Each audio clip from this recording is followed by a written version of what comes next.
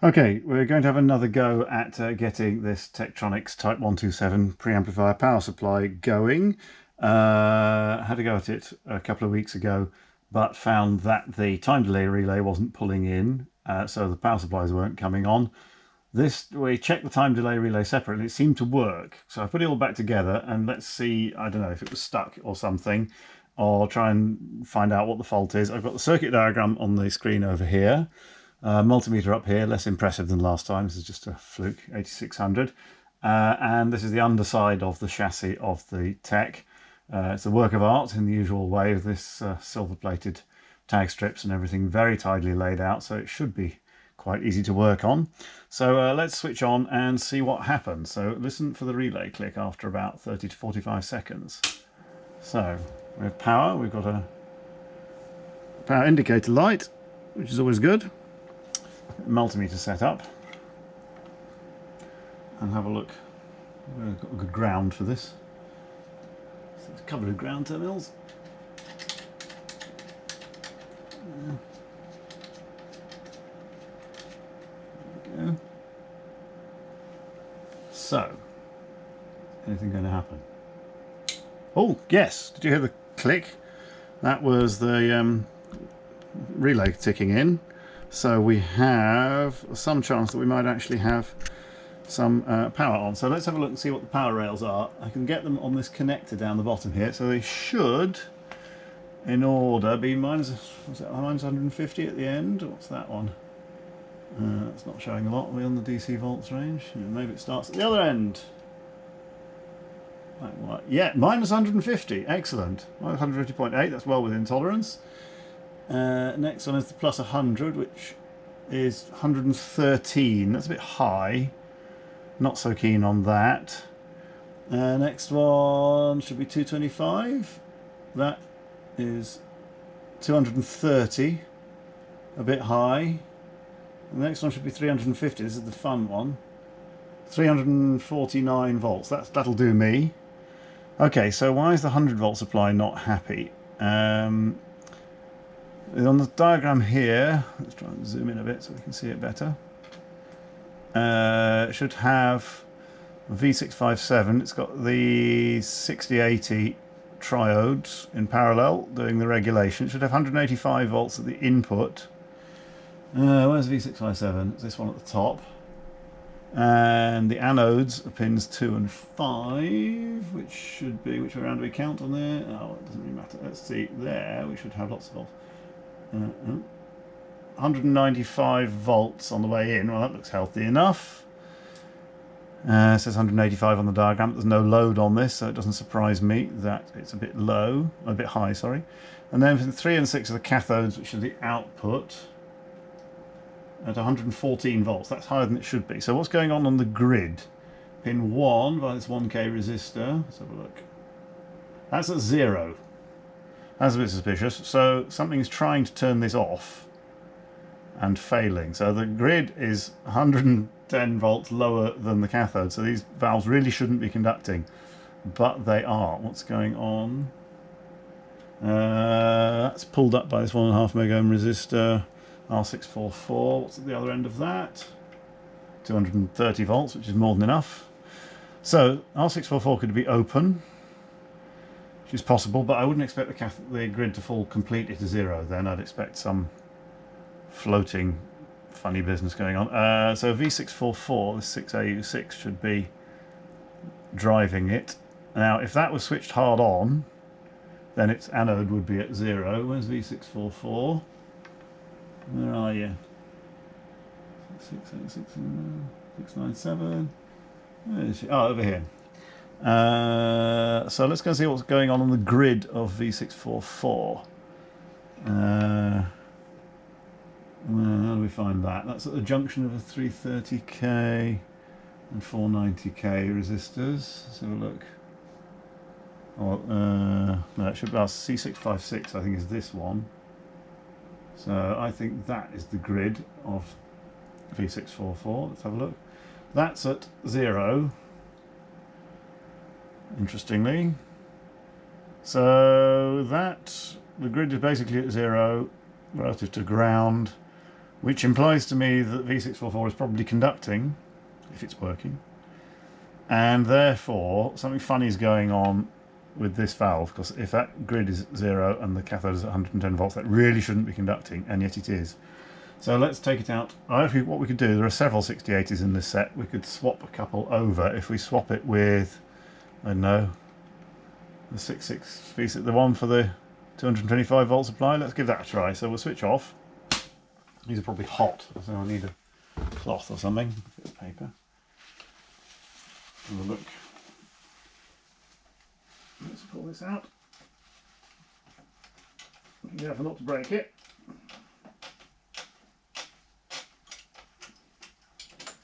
Right, that's V6. This is V657, which is the 150 volt supply, or the 100 volt supply.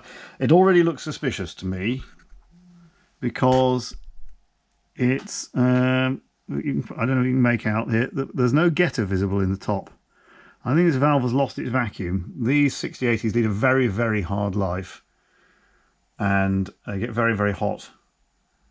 And I have a feeling that this one is not full of vacuum anymore, but full of air or gas of some sort. So let's have a look. Let's swap it to V667, which is down here.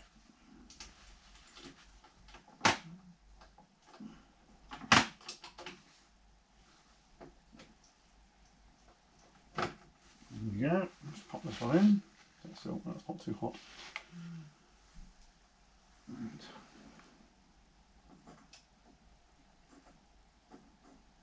How round does it go?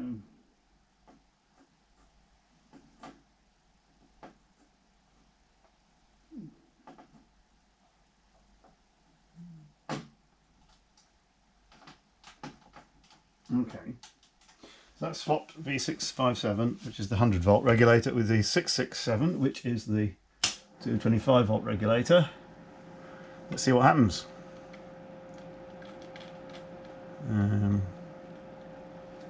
So we'll wait for the click again. You still see everything? Yes.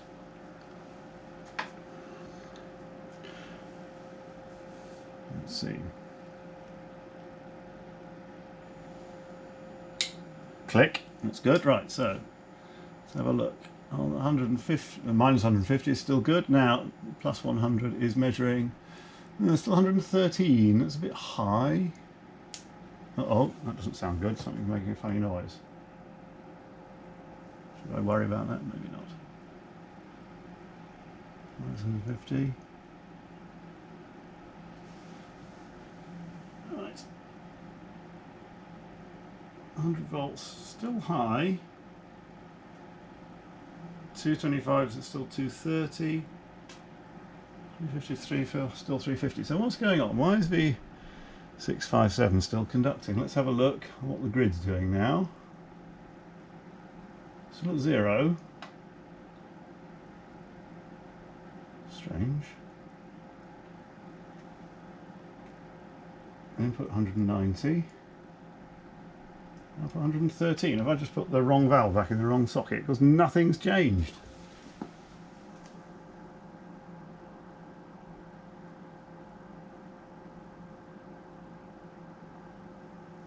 It's very odd.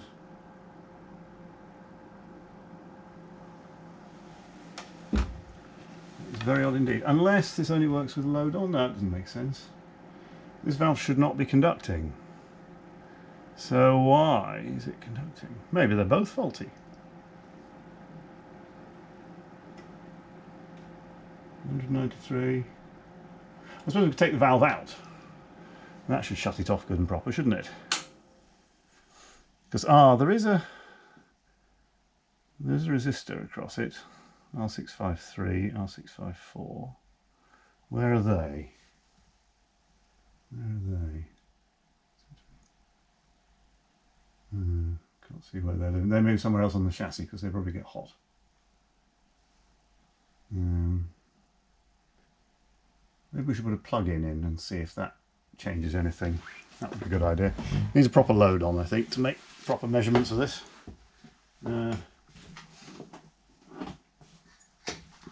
To do this, we will use this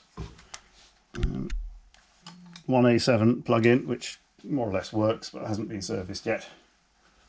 So, soldering iron out of the way. Lock this in. Because I think, until we've got a load on, this doesn't make a lot of sense.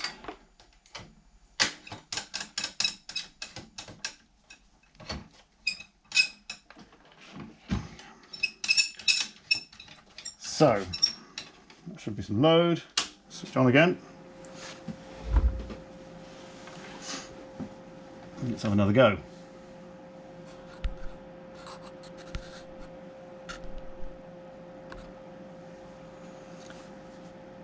Right.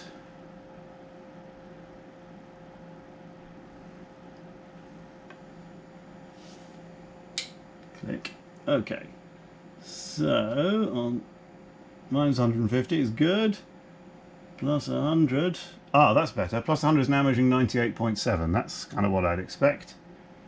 And plus 225 is only 170. That's very disappointing. So I think that valve was dodgy. That's plus 350 is still plus 350. Okay. So, yeah, so now let's look at the 225 volt rail. That's V667, which is this one in the middle here. What have we got going on? On its anodes, pins 2 and 5, we should have lots. 350 volts, yes, that matches with that. Cathodes, we've obviously got 170, which is not enough. We want 225. What's its grid doing? That's easy to find because it's got this 1K resistor. 300 volts on the grid. So the grid is a good 120 volts positive relative to the cathode, so that valve really should be conducting, and it's not. So I think that valve really is poorly. So let's see if we've got a spare one, shall we? Switch off again. Look in the valve stock over here. We have a couple of 6080s I keep in stock because these tech scopes use lots of them and they have a hard life, although I've never actually had one fail before. I had some that look near on their last legs, but they still seem to keep going. Let's have a look at this. There's one. Ooh, that's shiny. Here we go. Replacement 6080. Oh, I can't really see the light on that. And RCA, nice and shiny, lots of getter. So let's whip out our V667. See what we got. Oh, it's hot. Ow.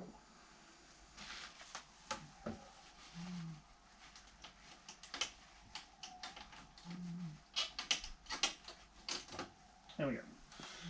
Right. Even though this valve wasn't conducting very well, it still gets hot because the I think when they've got air in, the heat from the heater gets straight to the glass on the outside. Right, I don't know if you can see a comparison between old and new. If I bring the light over a bit. The old one's got no getter in, the new one's got a nice shiny silver getter at the top. So let's pop it in and see what happens. Hope this one's not faulty. Let's have a look.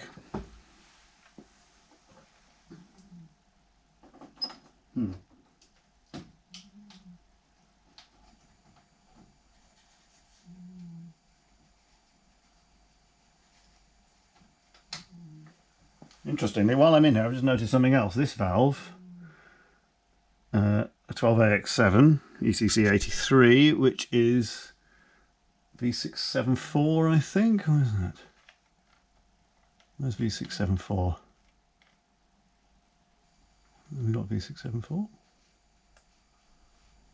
Not as far as I can see. No, it doesn't exist. What's that all about then? V634?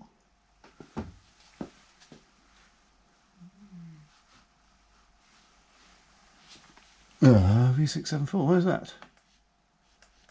But it also looks very dodgy, it's got no getter in. Let's not worry about that for now, I'll put it back in.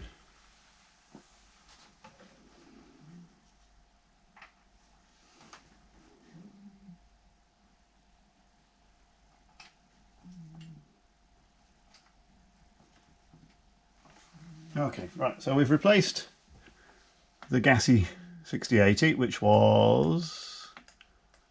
this is V674. That's also in the 225 volt supply. That's interesting. So that, it could actually be that one that's faulty as well.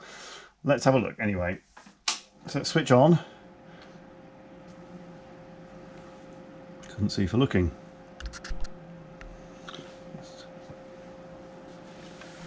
Wait for the click.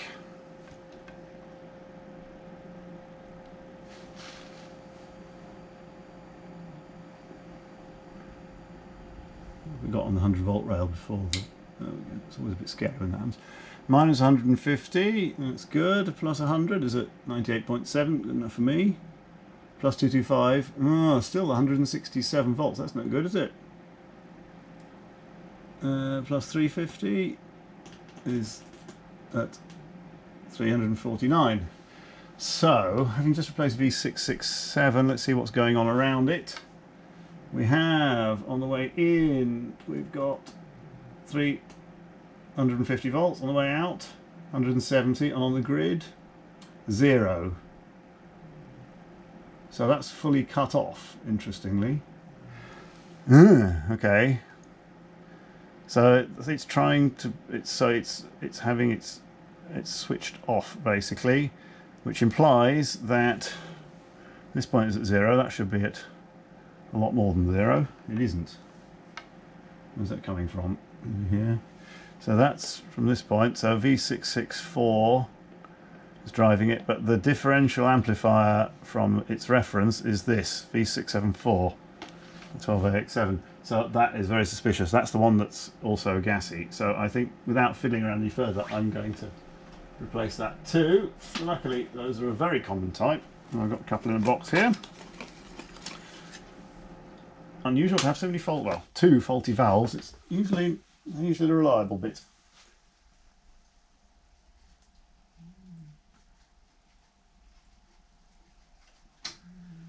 Right, so that's it. 12AX7 ECC 83. Let's get one. What's this?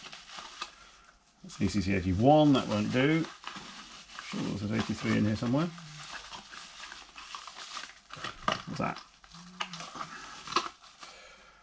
Oh yes, 12AX7 China. There we go. Again, I don't know if you can make this out. Not much light in here. New versus old. New one has a nice shiny getter. Old one is all white inside, so I think that's dead.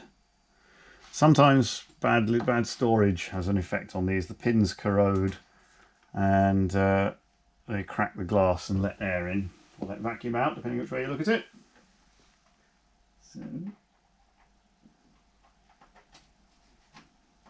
So V674 is now replaced. Switch on again.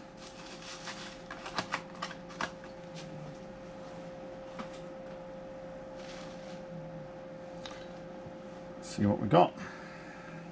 So I wanted to see what was on the 100 volt rail, but not, it was switched off. Yes, 100 volt rail comes up while it's warming up because that powers heaters of valves in the plugins, if I remember rightly. We go 99 volts on the 100 volt rail, minus 150, it's still correct. What have we got on the 225? Oh yes, 221, that'll do me. Can't remember what the spec is. It doesn't look far off. 349 on 350. Yeah, so 225 is a little bit low. Let's find out what the spec is. But I think we've got all the power supplies running now, which is good news. Let's have a look in the instructions. Maintenance. There must be some procedure for checking it. That's the parts list. Circuit description.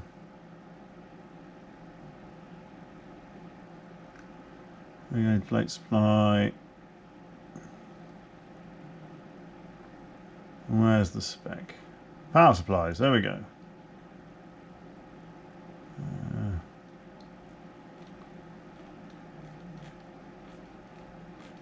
Calibration procedure, here we go. They should be within 5% of the nominal value, it says here. So 225, 5% of 225 is about 11, isn't it? So I'll call 4 volts low plenty good enough. Let's not meddle with it. So what else could be working? There is a calibrator on this. I wonder if that's going to work. It's around the front here. Switch the scope on. Let's see if anything's going to happen. Now for this, I'll do this actually. I'll turn the camera around and maybe zoom in a bit. Will that do? No, I can't zoom in a bit. Okay, well, this would work in the dark. I'll move the light over here a bit. There we go. So, warm the scope up, auto trigger, internal positive edge, start with 1 volt per centimetre. There we go. So the calibrator is right around on the front here, which should have output. Now we could use an adapter to connect that, or we got. No. We'll use the probe for now. Calibrator output. Anything on it? Really.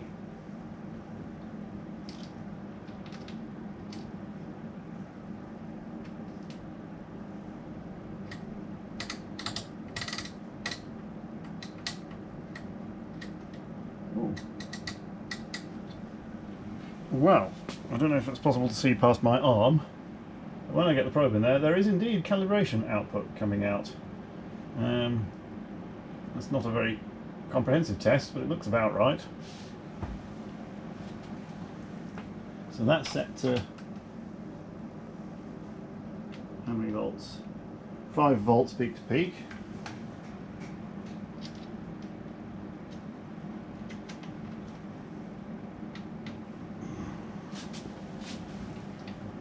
Oh, it's very difficult. This cable's not long enough. But let's see if I can just move the camera. It should be possible to make that out. There we go. There is the calibration signal. 5 volts peak to peak, looks like a kilohertz. Not a lot wrong with that. There we go. So testing any further and seeing whether outputs come from the plugins or not is a bit more than I want to tackle today. But that's success. We've got all the power supplies right and the calibrator's working, so the chances are reasonably good that the actual outputs from the plugins will be working. So I think with that we'll call it a day. Thanks for watching.